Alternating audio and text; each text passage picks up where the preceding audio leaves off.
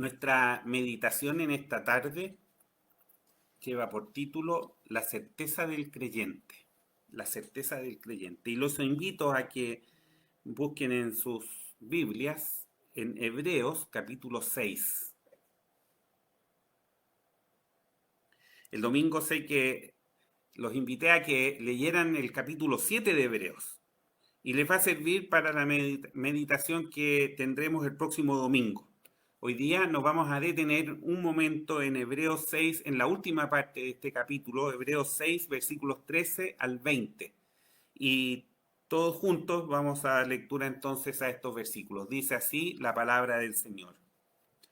Porque prometiendo Dios a Abraham, no pudiendo jurar por otro mayor, juró por sí mismo, diciendo: de cierto te bendeciré bendiciendo, y multiplicando te multiplicaré. Y así, esperando con largura de ánimo, alcanzó la promesa. Porque los hombres ciertamente por el mayor que ellos juran, y el fin de todas sus controversias es el juramento para confirmación.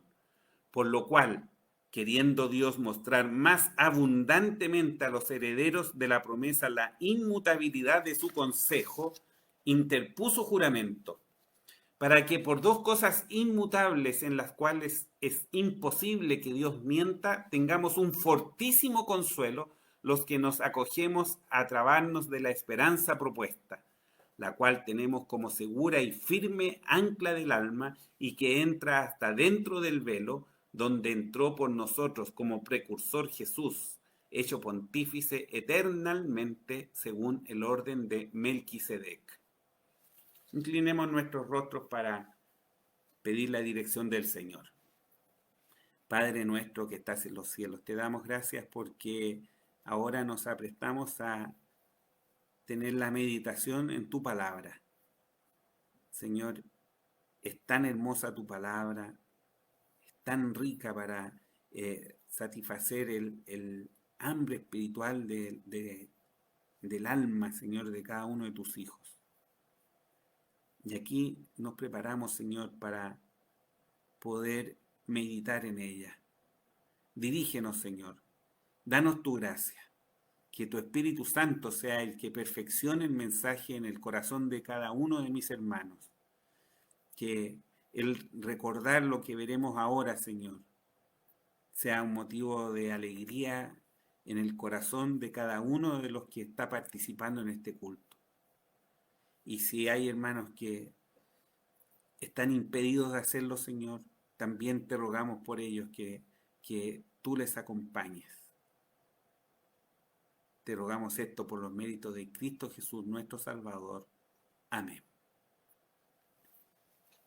Hemos visto en las últimas meditaciones temas muy relevantes, tales como el valor del conocimiento de Dios o teología. Toda persona tiene una teología, o sea, toda persona tiene un conocimiento de Dios. Lo importante es que sea conforme a lo que nos enseña el mismo Dios en su palabra. La invitación fue a desarrollar lo que llamamos una teología práctica profunda mediante la lectura y meditación constante en la palabra de Dios. Tarea para la que el Espíritu Santo está disponible de modo de capacitar a todos los creyentes.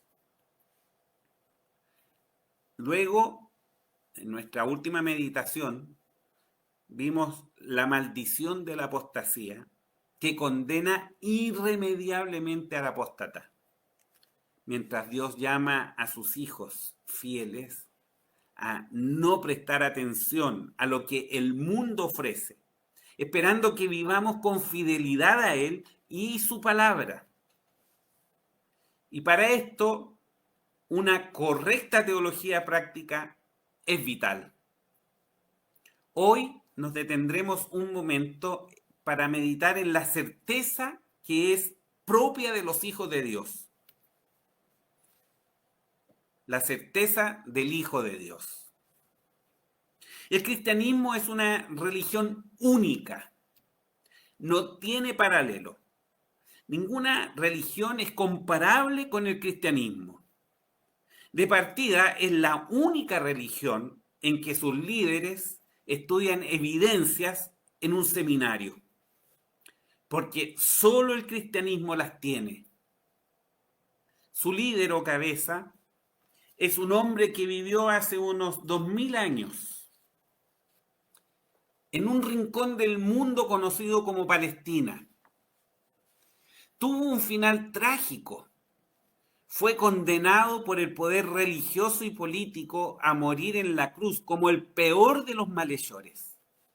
Sin embargo, su ministerio fue tan especial y único a tal punto que la historia se divide en antes y después de su nacimiento. Fue colocado en una tumba que hoy se puede visitar, tal como se pueden visitar las tumbas de Siddhartha Gautama o Buda en la India, o de Mahoma en Arabia Saudita, o de Confucio en Khufu, China, y muchos más. Pero en cada una de estas últimas tumbas se encuentran los restos de esos hombres. Sin embargo, en la tumba a los pies del Gólgota solo se encuentra una inscripción. No está aquí porque ha resucitado. He ahí la diferencia sideral entre el cristianismo y cualquier otra religión. El cristianismo tiene evidencias porque solo la verdad las posee. Es imposible construir evidencia sobre la mentira. Su creador fue Jesucristo, que dando su vida por todos, luego la volvió a tomar. Se levantó triunfante y glorioso. Ni la tumba, ni la muerte, ni Satanás pudieron retener al autor de la vida. Además, es la única religión en que la salvación se sustenta única y exclusivamente en la fe puesta en su fundador. Todas las demás religiones son por obras. Y nadie se le pasaría por la cabeza poner su fe para salvación en su líder. Solo en el cristianismo. En nuestro título hay una palabra que es propia exclusivamente del cristianismo: certeza. Esto es el conocimiento firme y seguro de algo sin temor a equivocar. Jesús afirmó categóricamente: yo soy el camino, la verdad y la vida. Nadie viene al Padre sino por mí. En estas palabras, todo lo que se nos presenta es único. La verdad, no una verdad. El camino, no un camino. La vida, no una vida. Esta es la certeza que lleva al creyente a tener paz en su corazón. Moisés habló de la seguridad que tenemos al poner toda nuestra confianza en Dios, al decir: conoce pues que Jehová tu Dios es Dios, Dios fiel, que guarda el pacto y la misericordia a los que le aman y guardan sus mandamientos hasta las 1000 generaciones. Desarrollemos entonces esta idea que espero sea de gozo a cada uno, de consuelo al que está viviendo momentos difíciles en su vida y de profunda reflexión a quienes hemos desarrollado una vida cristiana mediocre, habiendo dejado nuestro primer amor por Dios y su palabra. Aprovecho de recordarles que dos objetivos que deseamos inculcar en nuestros corazones es que lleguemos a tener un alto concepto de Dios y un alto concepto de su palabra. Para ilustrar la certeza del cristiano, Pablo acude a un hecho histórico perfectamente conocido por el público a quienes estaba dirigiendo esta epístola: el pueblo judío. Todo su argumento se basa en el pacto que Dios estableció con Abraham. algo que enorgullecía al pueblo judío y que lo hacía incluso mirar con menosprecio al resto de la humanidad. En el contexto bíblico, ¿qué es un pacto? Es una promesa a la que se ha interpuesto un juramento. Es una promesa legalmente asegurada por un juramento. Luego, un pacto en el contexto bíblico es un acto solemnísimo. ¿Cómo se ratificaba un pacto en la antigüedad? Para responder esto, podemos ir a Génesis capítulo 15, versículos 8 en adelante, donde Dios ratificó su pacto con Abraham. Leemos lo que se nos relata en Génesis 15. Abraham, y él respondió: Señor Jehová, ¿en qué conoceré que la tengo de heredar? Está hablando aquí de la posesión de la tierra prometida.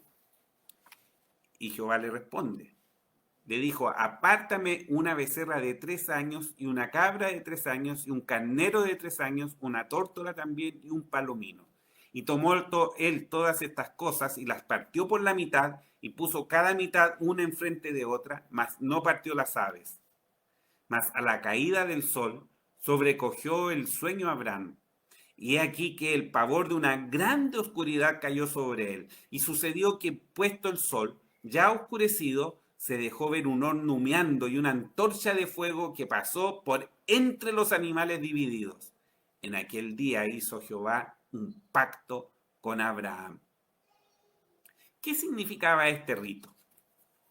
Al pasar por el medio de esos animales partidos, el pacto quedaba sellado. Esto implicaba un juramento autocondenatorio. Era como si las partes envueltas en el pacto estuvieran invocando sobre ellos mismos una especie de maldición en caso de violar el pacto. Un juicio condenatorio por vulnerarlo. Esto lo encontramos ilustrado en la palabra de Dios.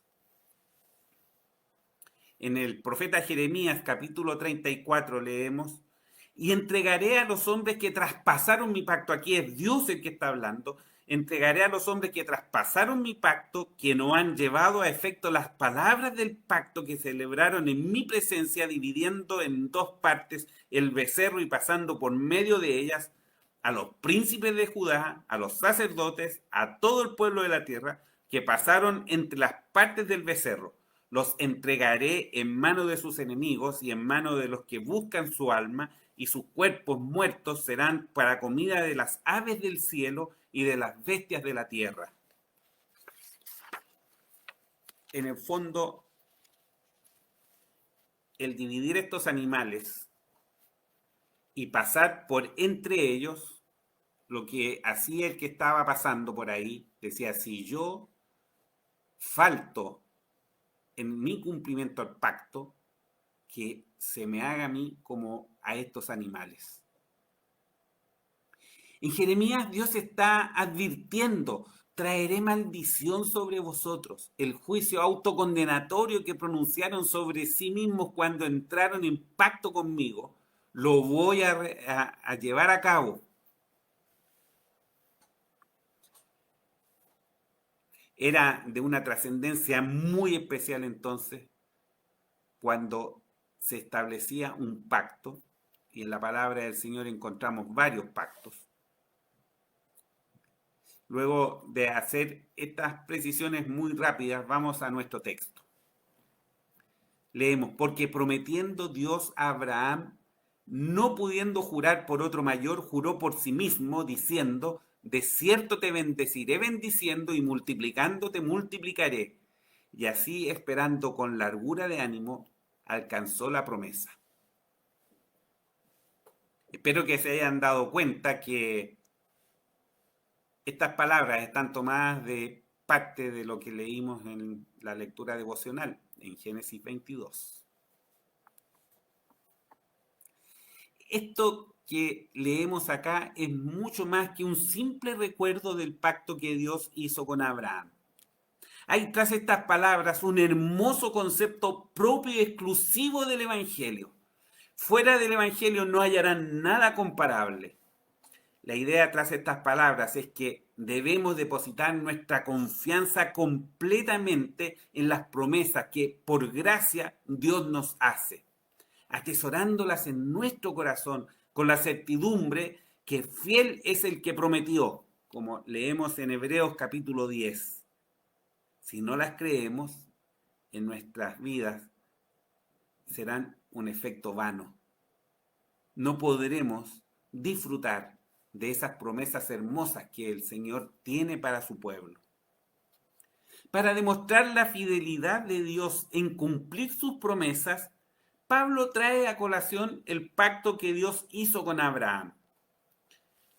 ¿Qué cláusulas tenía este pacto por parte de Dios?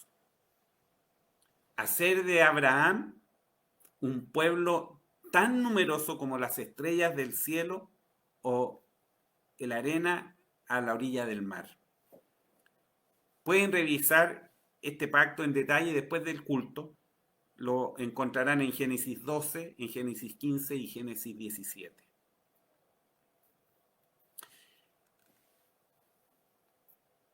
Dios hace una promesa a Abraham. Dios toma el compromiso con Abraham de hacerlo padre de un pueblo tan numeroso como las estrellas de los cielos. Y leemos en Génesis 15:6, y creyó a Jehová y contóselo por justicia. Creyó a Jehová y contóselo por justicia. A esto se debe porque conocemos a Abraham normalmente como el creyente Abraham. Pero, ¿cuál era la situación que hace de esta promesa algo tan especial e increíble? Es que Abraham y Sara, su esposa, habían sido estériles toda la vida. Habían llegado a la vejez avanzada, a esa altura de la vida ya sin el vigor para engendrar hijos. Es que ninguna mujer a la edad de Sara mantiene naturalmente su capacidad de fecundar. En ella hacía largos años que había cesado la posibilidad natural de engendrar un hijo. ¿Alguien en su sano juicio sería capaz de creer que de ese par de viejitos sin hijos saldría una gran nación, tan numerosa como las estrellas del firmamento o la mar o la arena a orillas del mar? Tal vez al momento de salir de Ur de los Caldeos, cuando Abraham tenía 75 años y Sara 65. Pero el tiempo transcurría y toda lógica indicaba que se alejaba la posibilidad de que Abraham llegase a ser el padre de una gran nación. ¿No es esto algo contrario a la razón? Pero hubo uno que creyó a Jehová. Fue Abraham. Esperó sin desilusionarse, con paciencia, porque confiaba en la palabra de Dios. Esperó que se cumpliese el tiempo de Dios, que sin duda era muy distinto a su propio tiempo. Desde la primera palabra de Dios a Abraham hasta el cumplimiento de la promesa, transcurrieron 25 años. Ahora ya Abraham era de 100 años y Sara de 90. Y ese fue el tiempo cuando se cumplió el tiempo de Dios y nació Isaac.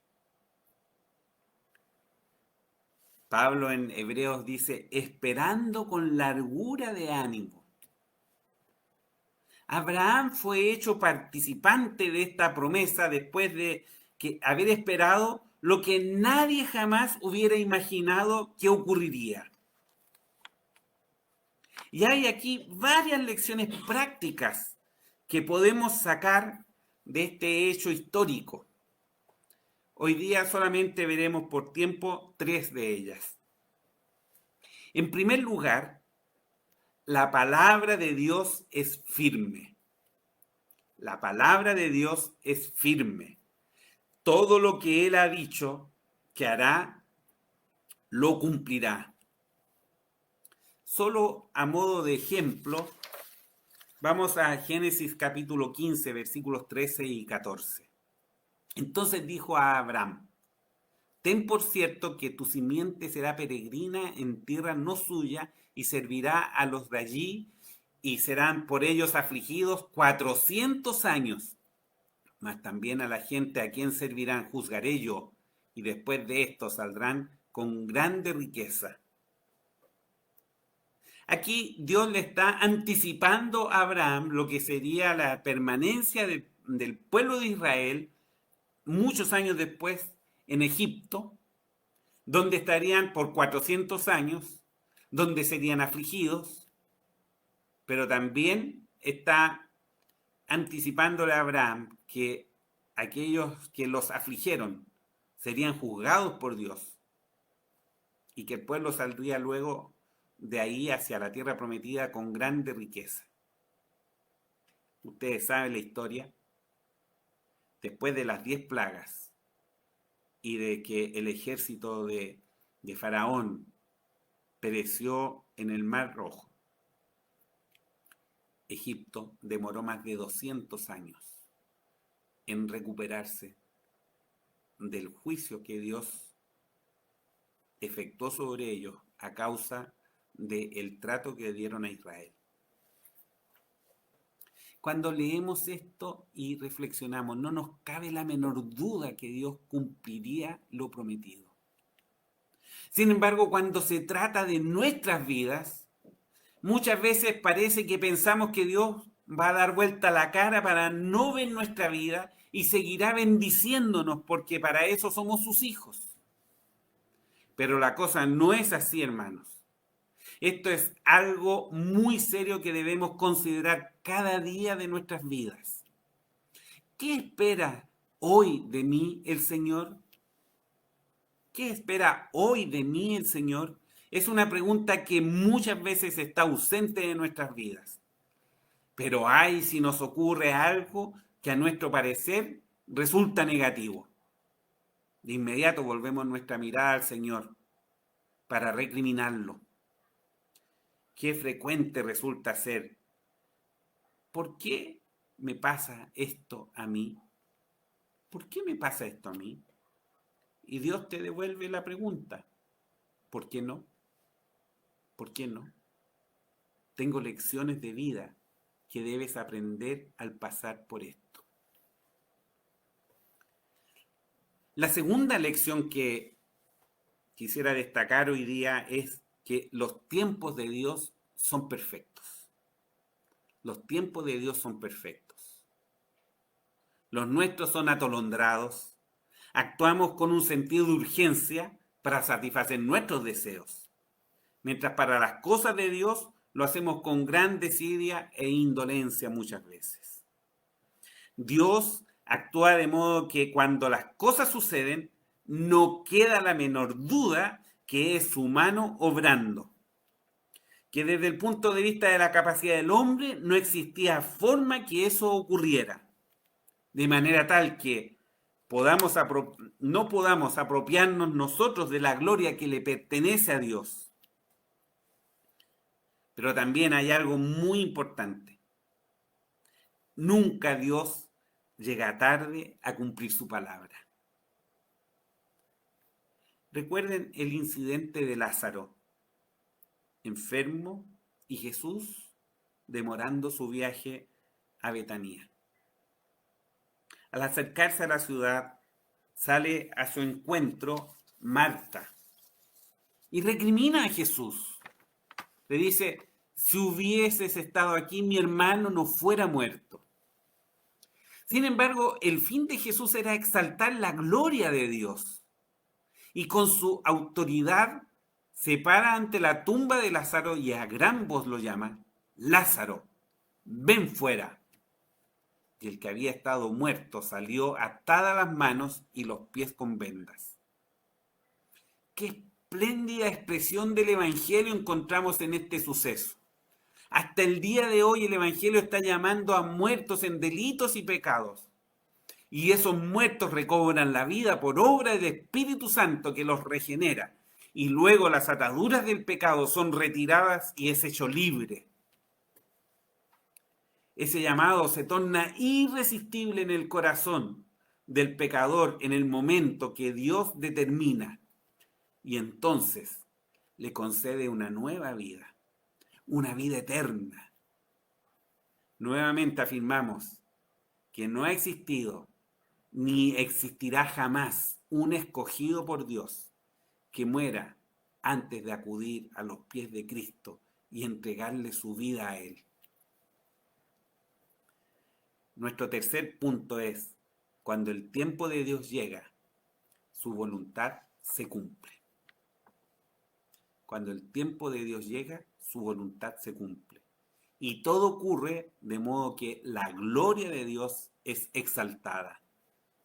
Porque toda la gloria le pertenece a Dios.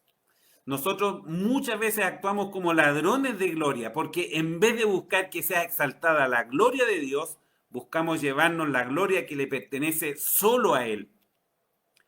Hoy observamos una carrera desenfrenada por encontrar una vacuna para el coronavirus. ¿Quién lo logrará primero para llevarse la gloria y el reconocimiento de la humanidad? Y la pregunta que me hago, ¿dónde está Dios en esa ecuación? Simplemente no está. Cuando Dios lo determine, entonces esto cesará. Ha sido así a lo largo de toda la historia del hombre.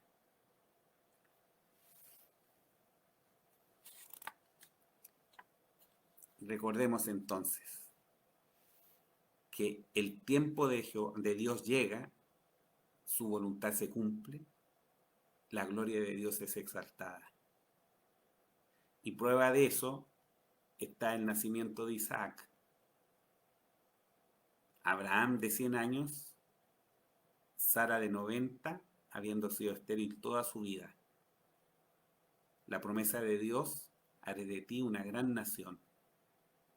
Cuando ya nadie pensaba que esto se cumpliría, Dios obró y ahí tenemos una gran nación en cierne.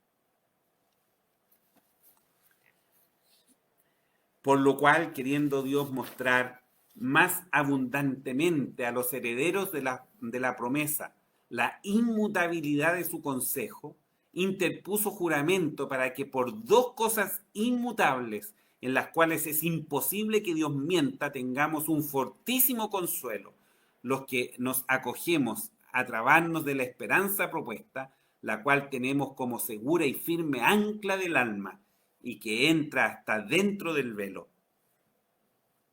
¿A quiénes Dios se dirige en forma especial para mostrarle su bondad? Dios ha querido mostrar no con lo justo, sino que Pablo dice aquí, abundantemente su bondad a los herederos de la promesa. Esto es a su pueblo, Israel primeramente, y a la iglesia por extensión. La bondad de Dios hacia su pueblo es maravillosa. Como nos conoce y sabe que no nos confiamos fácilmente en su simple palabra, a pesar de que si pensamos bien jamás nos ha defraudado, interpone un juramento en nuestro favor. Y funda ese juramento sobre dos cosas inmutables: su promesa y su juramento. En el fondo, lo interpone basado en él mismo y su palabra. Al interponerlo, nadie lo puede modificar salvo él, que tenemos la seguridad que no lo hará porque Dios es inmutable en sí mismo. Él nunca cambia ni cambiará. Las palabras del Salmo 12, versículo 6, nos recuerdan ¿Cómo son las palabras de Dios? Las palabras de Jehová, palabras limpias. Plata refinada en horno de tierra, purificada 7 veces. Y Moisés en Número capítulo 23 escribe, Dios no es hombre para que mienta, ni hijo de hombre para que se arrepienta. Él dijo, y no hará, habló, y no lo ejecutará. Qué gran motivo de gozo y seguridad es esto para cada hijo de Dios. Pablo nos dice que es un fortísimo consuelo. Aprendamos, hermanos, a depositar nuestra confianza completamente en nuestro Padre Celestial. Solo los que nos acogemos a trabarnos de esta esperanza, escribe Pablo, abandonando cualquier otro medio de protección y nos refugiamos en su firme promesa, teniendo la seguridad de que ella es nuestro único y seguro asilo, podremos disfrutar de la certeza de estar bajo un refugio inviolable, nuestra roca fuerte e inamovible. En el Salmo 62 leemos, en Dios está mi salvación y mi gloria. En Dios está la roca de mi fortaleza y mi refugio. Esperad en Él en todo tiempo, oh pueblos. Derramad delante de Él vuestro corazón. Dios es nuestro amparo. Y en el Salmo 18, Jehová, roca mía y castillo mío y mi libertador, Dios mío, fuerte mío, en Él confiaré, escudo mío y el cuerno de mi salud, mi refugio. Él es la firme ancla del alma. Nuestra fe puede estar firmemente tomada de Él. Su fidelidad obra en favor de sus hijos. Jamás nos desampara. Esa ancla nunca será arrancada de donde está trabada, ni el cable que la une a la embarcación fallará. No son elementos humanos, son divinos. Puedes poner toda tu confianza en tu Padre Celestial. Jamás te va a fallar. Esa es la certeza del creyente. Que el Señor nos bendiga. Inclinamos nuestros rostros para orar. Padre nuestro que estás en los cielos, te damos gracias, Señor, porque al recordar estos hechos históricos en que estuvo involucrado Abraham, podemos darnos cuenta, Señor, de la grandeza tuya. Podemos darnos cuenta, Señor, de tu fidelidad para con tus hijos. Podemos darnos cuenta, Señor, que tus promesas son promesas firmes. No como las promesas que el mundo hace, que no tiene capacidad para cumplir. Tú, en cambio, todo lo que has dicho, eso harás. Pon estas certezas en cada uno de los corazones de mis hermanos y en el mío propio. Pon esta certeza para aprender a vivir mirándote a ti, desconfiando de nosotros y poniendo toda nuestra confianza en ti. Lo rogamos por los méritos de Cristo Jesús, nuestro Salvador. Amén.